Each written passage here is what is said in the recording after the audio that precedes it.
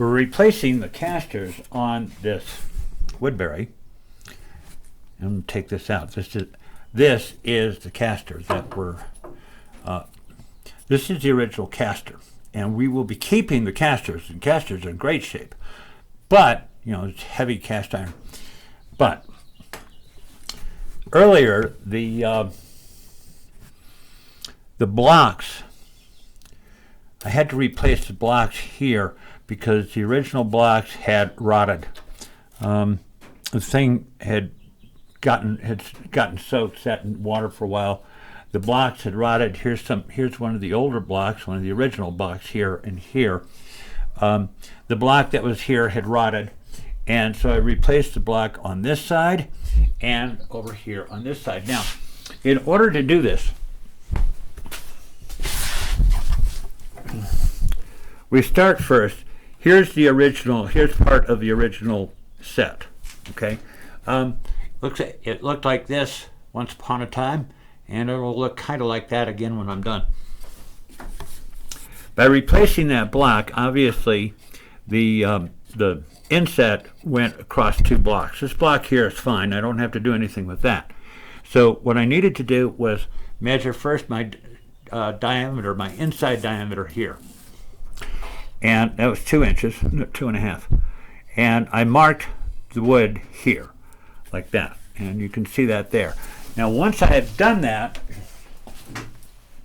I need to dig out that section. I also need to blow that out a little bit. And to do that, I'm using this. This is a rotary file. You can get them at any local hardware store. And put that into the drill, and it just chunks right. It just carves out just like a wood rasp, and that pretty much is what it is. It's a rotary wood rasp. Come in different shapes, by the way. This one works really well for doing what we're doing here. As you can see, I dug it out pretty well, fairly well, and that's going to sit nicely.